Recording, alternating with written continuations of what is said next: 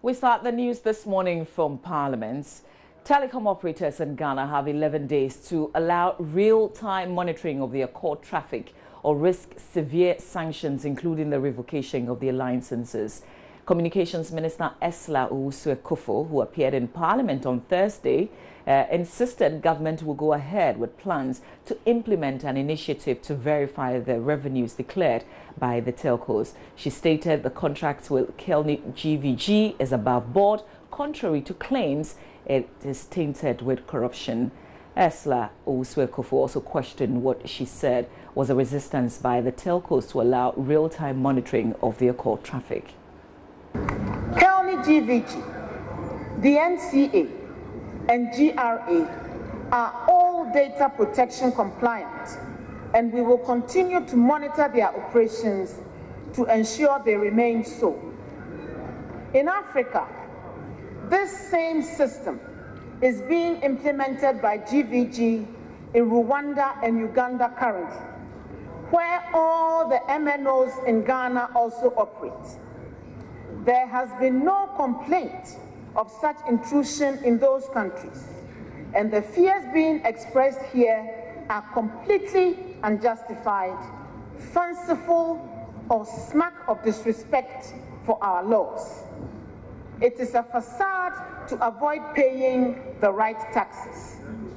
We are confident that these so-called fears are not borne out by the facts, but are merely a continuing attempt to frustrate government efforts to ensure full transparency and visibility on all transactions in this sector. Meanwhile, the minority in Parliament is challenging the Communication Minister's claims. MP for Ningo Pram and a member of the Select Committee on Communications, Sam George, contested a number of the facts stated by the minister. Issues in this whole transaction is who is Ghana committing its money over the next 5 years to. We're not doing a comparison of contracts. A contract has been signed now, committing the Ghanaian taxpayer. In January, the Ghanaian taxpayer paid $1.5 million. What work was done? In February, what work was done? March, April, and this month of May. Each of these months, $1.5 million have been paid to this company, Kelni GVG. For what work have they done? The minister makes a submission or a suggestion that the equipment is going to become that of the government after 5 years. Do you remember the argument of Dr. Baumia, our vice president, when the issue of SIP-tin switch came up, where he said that why would you enter into an IT contract for more than 5 years? Because in 5 years, the technology will become what? Obsolete. The question here is not about equipment. The NCA can go and buy the equipment. It is about the expertise and technical ability to run the equipment that you have. If you take the 2009 Global Voice Group contract that was signed under Honorable Haruna Idrisu, there was a knowledge transfer component as part of that, where the NCA was supposed to gain the capacity. I can tell you on authority, as someone who's worked at the Flagstaff House as communication specialist and at the Ministry of Communications under President Mahama, that the NCA currently has the capacity, if given the equipment, to carry out revenue assurance and monitoring. If GRA is able to do revenue assurance for the mining companies, why can they not do revenue assurance for the telecom companies? What argument is being made? Again, let us be clear. When the minister keeps saying that they have gone to GVG, they went to Rwanda, they went to Uganda, Rwanda and Uganda, Ghana started mobile telephony way ahead of them. Are we saying that now those are the international benchmarks that we want to use? Again, let us ask ourselves, in Uganda and Rwanda, which company is present there? Is it Kelni GVG or Global Voice? Let's move on now. The Africa Center for Energy Policy, ACEP, is demanding that the Finance Ministry accounts for petroleum funds utilized in 2017. Executive Director of ACEP, Benjamin Boache, says data from the reconciliation report on the petroleum funds shows that the ministry has not been transparent and efficient on how it used the annual budget funding amount. F.Y. Evans Chinnery reports. According to ACEP, the 2017 budget was one of the most promising budgets, which reflected years of advocacy for focused investment in the pro-poor sectors of education, agriculture and health. However, the receipt and expenditure of oil revenue in 2017 raised concerns about the compliance with the Appropriation Act. The Ministry of Finance received parliamentary approval to disburse 45.3 million to GMPC as its share of the net carried and participation interest. However, without recourse to Parliament, the Ministry of Finance disbursed 78.6 million to GMPC. This was 33.3 million in excess of approved budgetary expenditure. Despite that, government had 733.2 million of ABFA to spend on the priority areas in 2017. Government spent only 332.29 million cedis, but the Ministry of Finance failed to account for the unspent difference of 400 million Ghana cedis. According to Benjamin Abuachi, the reconciliation report, which was published at the end of the first quarter of 2018, was supposed to give a full account of petroleum revenues in the preceding year 2017. However, in the 2017 reconciliation report, the ministry provided an amount which was not a follow-up to the 2017 report. Data from the reconciliation report on the petroleum funds show that the ministry has been anything short of transparent, efficient, and detailed in ABFA utilization and reporting. The total disbursement of 169 million to the ABFA in 2017 translates to 733.2 million Ghana cedis. This is about 41.7 million short of the cedi equivalent of the projected disbursement to the ABFA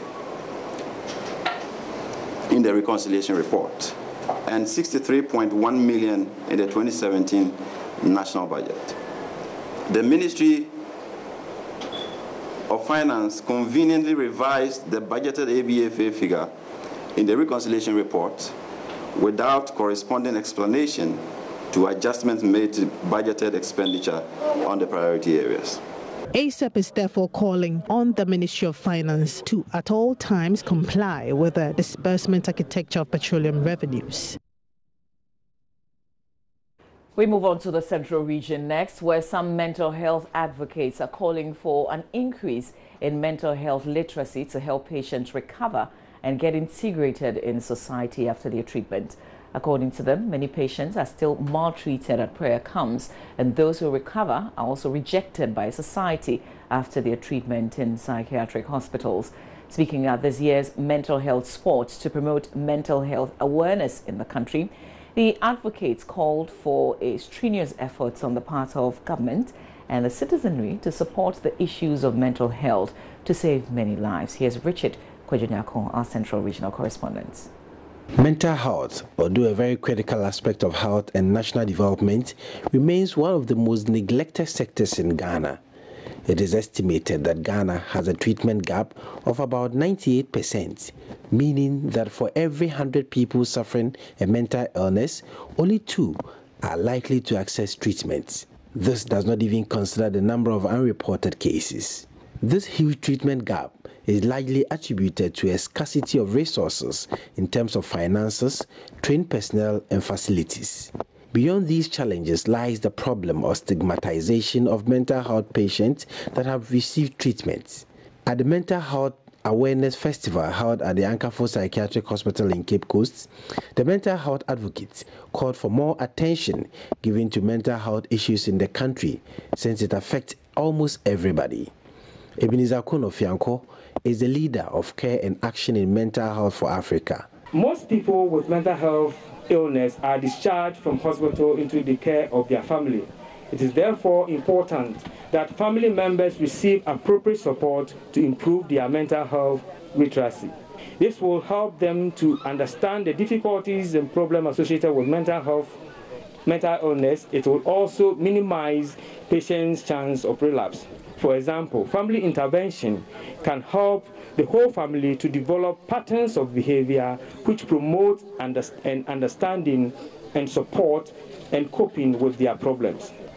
It will also inform them about the system of care available. Margaret Langer of the U.S. Embassy wants the country to attach utmost importance to the issues of mental health in the country. Many people do not realize the gravity of the issues surrounding mental health.